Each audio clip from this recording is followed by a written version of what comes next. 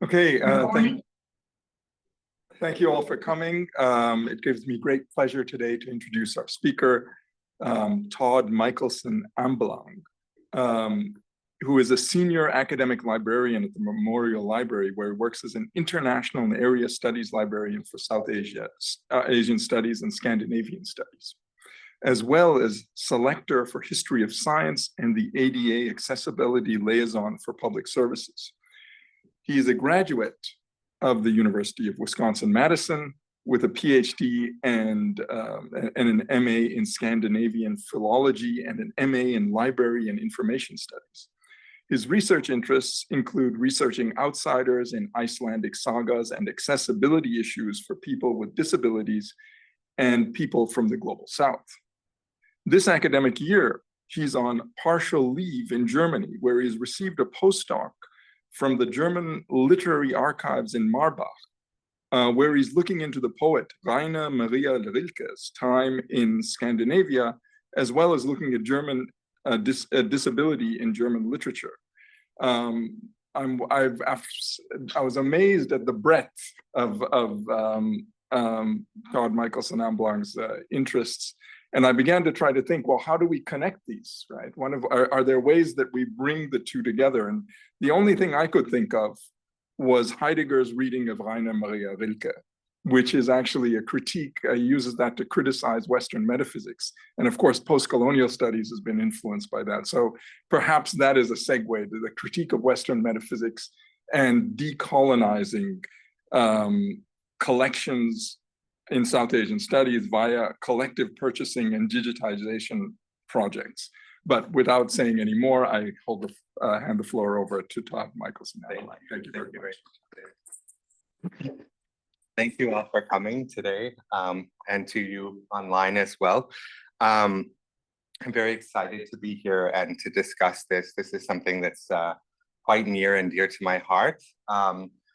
Coming from Scandinavian studies and entering into South Asian studies, it was kind of a new thing for me. I don't want to say decolonizing because, as I'll show, and there are other examples of the need for decolonization in Scandinavia as well, but it's not quite as front and center as it is in South Asian studies. This talk is going to be quite informal. So although we will hold questions at the end, I am not, going to get really into depth into theory. It's much more practice. So what I plan to do today is to discuss the key phrases in the title, Decolonizing South Asian Collections, and then what collective purchasing and digitization projects are. I'm going to give you a number of different examples of each of them, and I'm trying to cover a lot of bases here too, so I do invite you to reach out to me and ask questions at the end, or reach out to me by email. I do have my email on the last slide, and you're welcome to write to me. So to this end, I want to start with a telegraphic overview of the meaning of colonialism and decolonization in the context of libraries and collections. It is a little bit different and has some key points that are quite different from usual philosophy or critique. Focus on 2 points within materials in libraries, the object versus the knowledge. So I'm going to be talking about the knowledge for the most part. The object is also quite important as the book as object, but the book as knowledge is what we're trying to disseminate here to more people, so that people who are scholars can get information as much and as quickly as possible. And then combining my 2 lines of work, briefly give an overview of Iceland, Denmark as a cross-reference point of decolonization and a very successful action of decolonization, before coming to a more detailed example from South Asian collections, the work being done to move away from possessing materials in order to share knowledge. So the first section is colonialism. Colonialism in South Asia, I'm sure that a number of you are very aware about colonialism in South Asia. And although I'll be looking at collections in the global North and West through the lens of colonialism and anti-colonialism, I'm not going to get into theoretical specifics of my work in libraries. The setting in the mid to the late 20th century, the questions of colonialism started to be asked in the West, especially among those who were former or current subjects of colonial rule. What I find exciting about my work in libraries is that I'm critiquing colonial ownership of materials, but I'm also part of the intervening and undoing of colonial enterprises. I certainly do not think that I am presenting, what I'm presenting is perfect as a perfect answer. Very, very seldom in life is anything perfect. And I see many problems, but it is an action or a movement forward and yields tangible results. So what do I mean by colonialism and decolonization in libraries? Within the historical context, colonialism refers to one of three phenomena, and any and all can be considered colonialism and go in line with. The first is the most common and is the concept of material artifact, and it aligns itself with artistic, archaeological, historically valuable items. So that is the book as object. The other two are based on their intellectual value.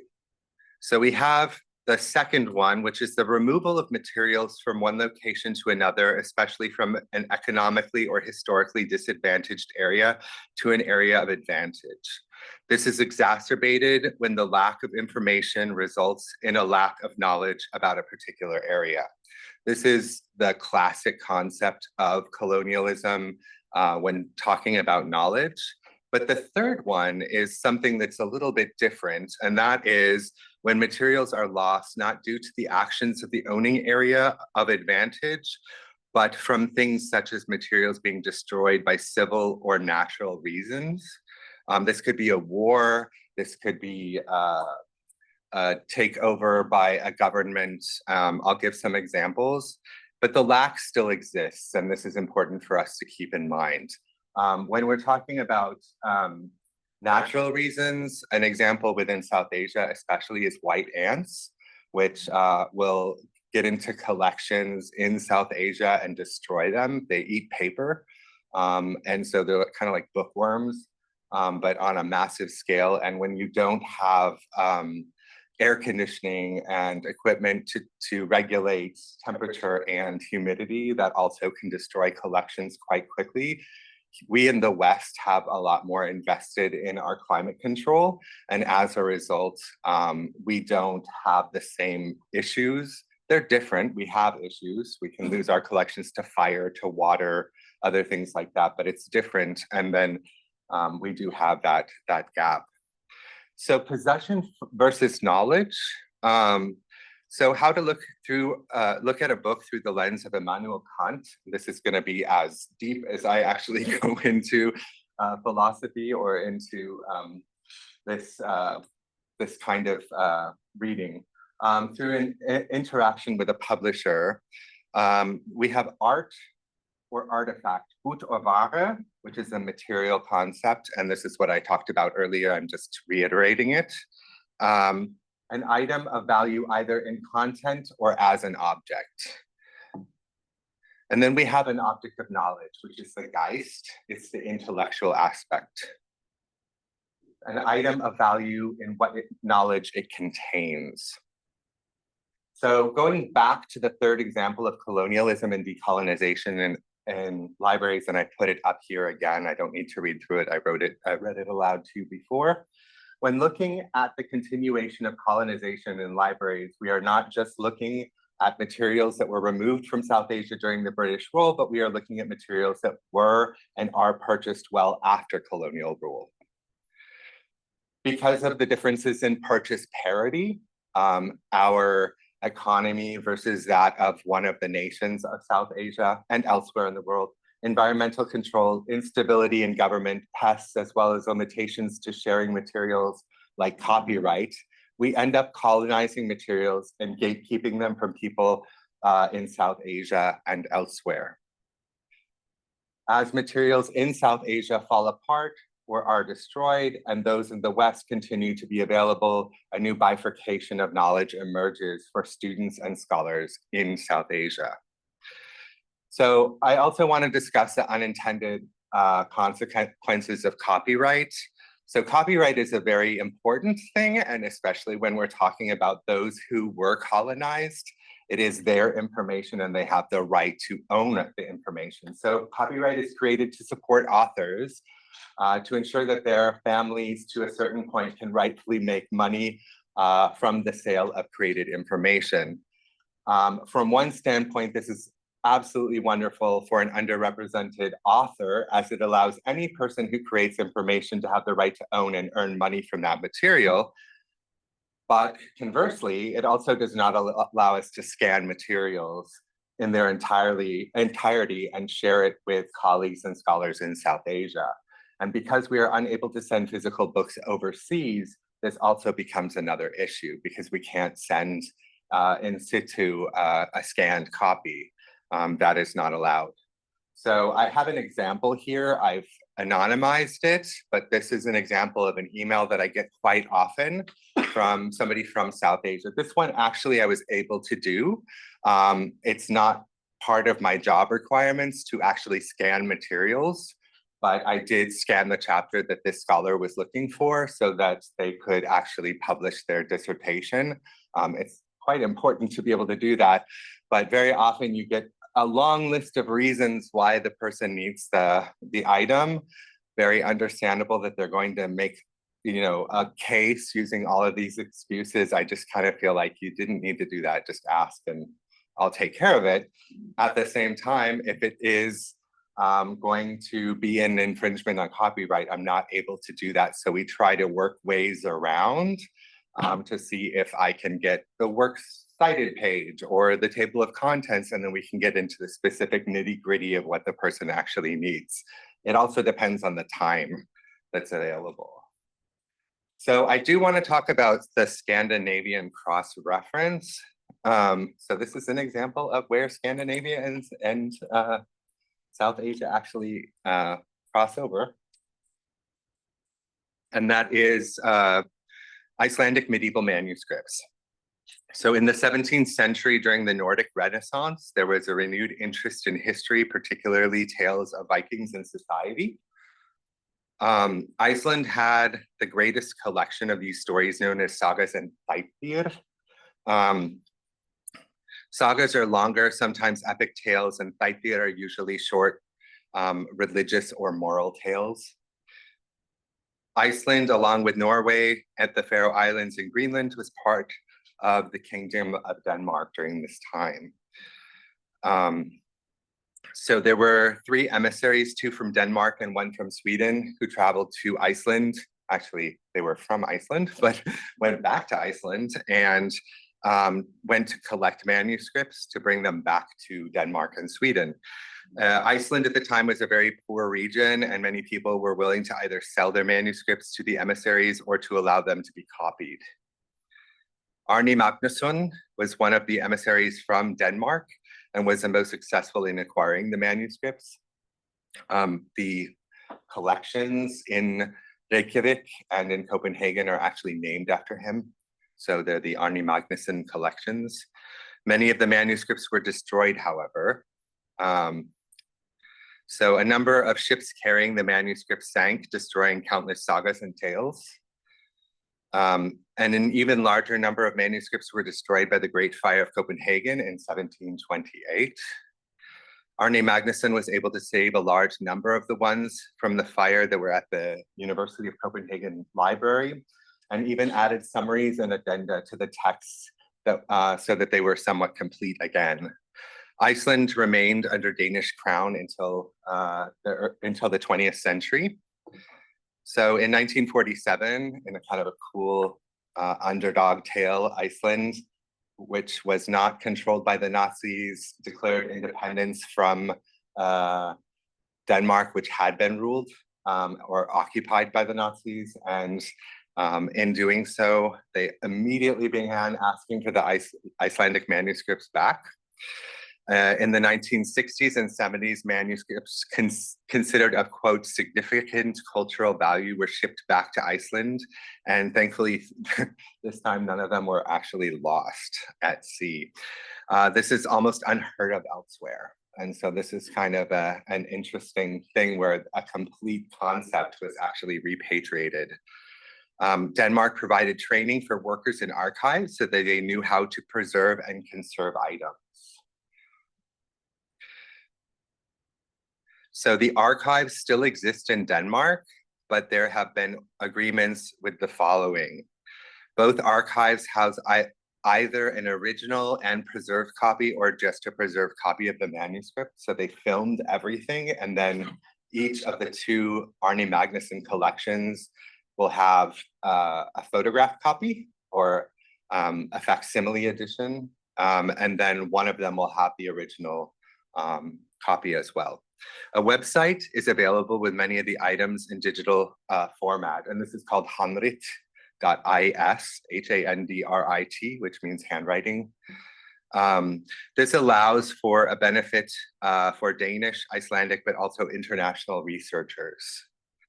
So this is a little hard to see, but you have the Arne Magnusson collection in Copenhagen, which is the first one. It says the Arne Magnusson Institute. There are 1,575 manuscripts. The National Library of Iceland, which is also at the Library of the University of Iceland, has 12,835 manuscripts. And then the Arne Stofnun, which is the Arne Magnusson Institute for Icelandic Studies in Reykjavik, has 2,742. So you can see that there are more manuscripts in Iceland than in Denmark. So if we took this model and put it into South Asia, we have to kind of discuss a few things, especially around Great Britain and the creation of different states from what was Hindustan. So first and foremost, Great Britain and other Western nations would have to agree to return the items. That's a big thing. And at the very least, invest in the preservation and digitization of items. If the items were to return to South Asia, what would be done to ensure that they would not be destroyed for their religious or controversial content, excuse me. And then where would they go? We have a big thing here with the partition. So with all items of Islamic value go to either Pakistan or Bangladesh. What if something is Hindu, but it's from Pakistan, or what is now Pakistan? Does it go to India? I mean, it's really impossible to actually, we're talking one nation to one nation with Iceland and Denmark, whereas we're talking about multiple things here. How would it be decided? So if the items were returned to South Asia, what would be done to ensure that they would be, oh, I'm sorry, I thought maybe I did. Oh yeah, no, there are some more things. Okay, so a digital, I apologize. Okay, so if they were, what could be, yeah, I don't know why that's doubled. Anyway, so how could we ensure that proper conservation practices would be used? Forcing this issue would be an act of colonialism in and of itself. So if Britain said, you're gonna have to do this, then you kind of enter the territory of colonialism in and of itself. A digital library would be ideal in a situation like this. But at whose cost? Obviously, I know the answer, but I don't think they would agree. Great Britain has shown little interest in apologizing for anything to do with its colonial past and present. So many of their items are available on for-profit platforms like Adam Matthew. This is one of our major platforms in the libraries. And Adam Matthew does work with archives to get access to local residents for free or little cost. But I see nothing about offering this to those communities that were under the colonial rule. This has changed a little bit. They do actually offer that. In India, I don't know about Pakistan or Bangladesh or other South Asian communities. because most of the items are kind of Delhi based. What I would recommend in these kinds of things is advocacy, asking questions, digital accessibility, history. We need to realize that our history makes efforts to allow access to users from everywhere. We want to keep originals from South Asia in South Asia and to collaborate. Classification, we need to create collections, libraries, and areas where specific items can be kept together. Oh gosh. Instead of separate. We need to campaign for change in classification when necessary. We need to work on borrowing and copyright, make items available to all users once they are out of copyright, make information about fellowships widely available. And SAWA, which I will talk about in just a minute, is a good example of this. And then we need to talk about purchase power and access, paid heed to purchase parity. Again, what is an institution able to pay in order to be considered for membership? Campaign for work exchange for dollars. So instead of paying in, if you can hire somebody instead, that should be available. SAWA is also a good example of this. So current developments in South Asian collections, and this is SAWA. So SAWA is the South Asian Open Archives. This is a group of different libraries that pay in and digitize their own collections to offer these collections worldwide at no cost. It's run through JSTOR. South Asian Open Archives is a collaborative open access resource for research, teaching, and learning about South Asia. The member-driven collection includes historical and contemporary sources from and about the region in arts, humanities, social sciences, history of science, and other fields in English, as well as South Asian languages. And I'll be getting into which languages in just a minute. With over 24 institution members, SAWA is a dynamic and growing initiative to make primary sources openly accessible for a global community of users. The project has recently moved to CLIR, C-L-I-R, a provider, but the JSTOR database location has not changed. Over 1 million pages have been scanned so far. So these are the languages: English, Bengali, Sinhala, Tamil, Urdu, Malayalam, Marathi, Hindi. Notice that Urdu and Hindi are lower down. That's on purpose. So if we focus only on major languages and we are adding to internal colonialism by including major regional and national languages, at the same time, we must consider what's available and out of copyright. So again, English is number one. The reason for that, it's easiest to search and it's what's available. We can choose to collect materials in one language over another, but among the materials that are out of copyright, you can understand a vast majority of materials will be in English. At the same time, Bengali materials or Sinhala are not more numerous than Hindi or Urdu, and Bengali, Tamil, and Urdu are languages used in more than one South Asian country. So we keep that in mind as well, where, which areas they're spoken and by how many people. There are numerous genres of materials, and we focus on these being varied as well. So we have art, history, and music, Bihar and Odisha, official reports, Bombay presidency reports, caste and social structure, census reports, history of science, language and literature, Madras presidency reports, motion pictures, Narayana Guru and 20th century Kerala, native newspaper reports, newspapers, social, political, and economic history, and women and gender. And there are more that are being considered at present. We also have a collection of manuscripts. It's very small, but it's growing.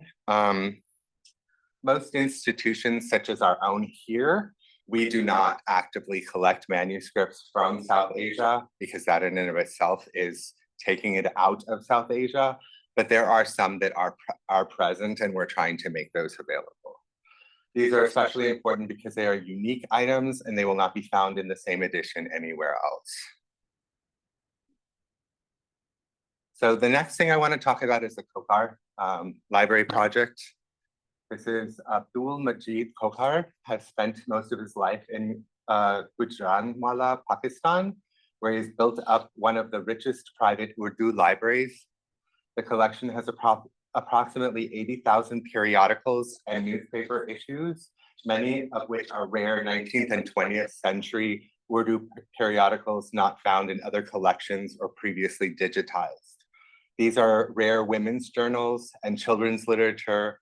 In addition, his library includes approximately 25,000 printed books, hundreds of which are travelogues. Kokhar Sahib is now advanced in years and is interested in finding a new home for his materials that will be accessible to scholars. Due to the rarity of the materials and the scholarly interest in having access to these materials, we propose, as in this group, the purchase, transfer, and cataloging and digitization of the rarest materials to be made open access and available online via South Asian Open Archives, and sponsoring institutions as desired. So the University of Wisconsin-Madison is one of these. Not all of the members of SAWA are paying into this, but we are one of them. The first step entails purchasing the collection from Kokhar Sahib before transferring the collection to the Mushfiq Khwaja Trust Library in Karachi, where it will be stored on shelves purchased specifically for this collection. The next step will be to create a metadata for the collection, prioritizing the rarest materials. Digitization will occur simultaneously alongside metadata creation. Rare, out of copyright, and previously undigitized materials will be selected for digitization. So this is a really strong and new concept that we're going through in actually purchasing libraries and not even removing them from South Asia, but doing all the work on South Asian soil. So these are some pictures of the collections. And there are approximately 25,000 printed books, approximately 80,000 periodical issues, newspapers, etc. So transportation from Gujranwala to Karachi. First, they have to do counting of the books and periodicals to make sure that everything is moved properly.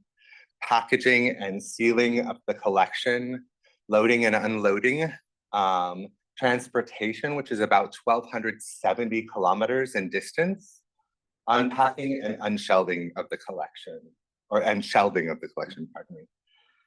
So the collections consist of about 52,000 monographs and literary journals, and this is the Mushfiq Khwaja Trust Library, so we're merging the two libraries together.